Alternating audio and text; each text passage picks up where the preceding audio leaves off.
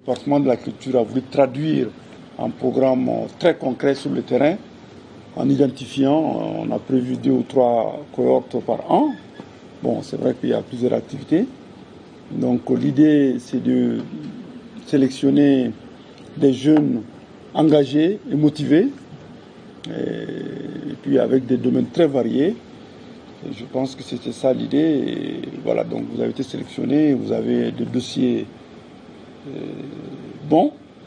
Voilà, donc, et ce programme va se dérouler en 3 étapes. La première étape, après la sélection et tout,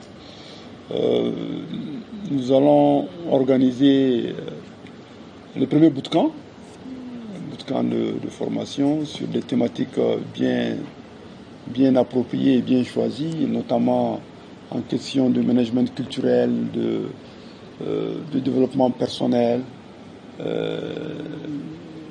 d'entrepreneuriat créatif et innovant, parce que ce que nous voulons, que vous soyez des véritables entrepreneurs. La faiblesse dans notre pays, c'est que nous n'avons pas un écosystème d'entrepreneurs créatifs assez important. Le secteur, nous sommes nombreux, mais ceux qui travaillent avec professionnalisme, avec rigueur, avec sérieux, c'est pas très évident. Et nous voulons susciter et encourager justement cela. Donc quand on dit, le nom du programme s'appelle Mali Dinkura. Mali Dinkura, c'est quoi? Parce que nous voulons un nouveau type de Maliens, un nouveau type d'entrepreneurs, un nouveau type de designers, un nouveau type de créateurs qui est ancré. Bon, tout le monde sait que la ressource elle est importante. Nous voulons un nouveau type de danseurs. Voilà, nous voulons voir émerger au Mali des vrais acteurs. Pas des acteurs qui se lèvent pour seulement se plaindre ou insulter ou crier, mais des gens qui maîtrisent leur métier. Parce que l'histoire nous a montré que quand on maîtrise son travail, on va très loin. Je suis très content, très ému, vu que étant un acteur de la mode, voilà, et ils m'ont sélectionné, vraiment je suis très content et très honoré. Et Inch'Allah, je donnerai le meilleur de moi-même pour enfin, voilà, que la chose se passe meilleur, Inch'Allah. Je pense que c'est une bonne initiative, surtout quand on parle de formation, on ne peut rien sans formation en fait. On ne peut aller nulle part sans formation. Et aujourd'hui, on sait que la jeunesse, demain, c'est nous la jeunesse. Et on ne peut pas changer le pays, on ne peut pas amener le pays quelque part sans formation.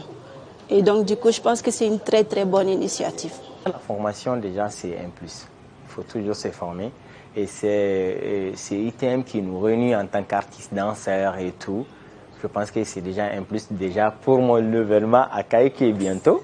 Et aussi une belle collaboration pour collaborer avec ces jeunes et partager aussi mes expériences et écouter aussi leur art.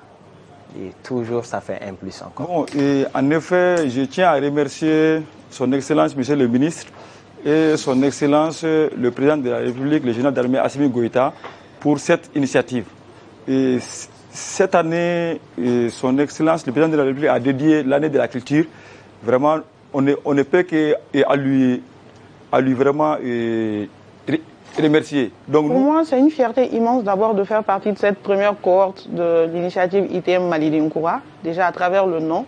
Et faire partie des Mali Dinkura, c'est-à-dire ceux qui vont insuffler une nouvelle dynamique dans le Mali au niveau de tous les secteurs.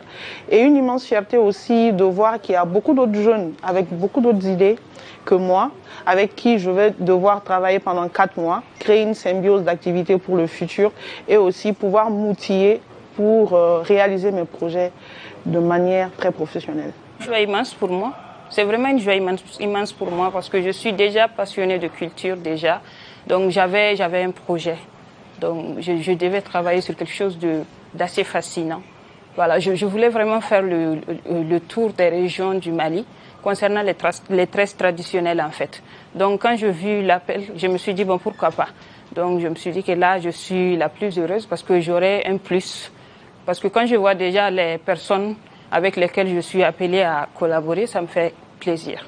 Là, ça va beaucoup m'aider. Ça va vraiment m'aider parce que non seulement, là, on ne peut pas finir de se former.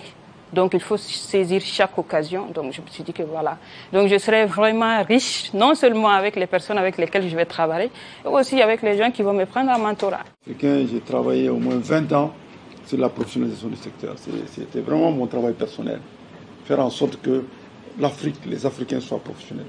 C'est tout mon combat.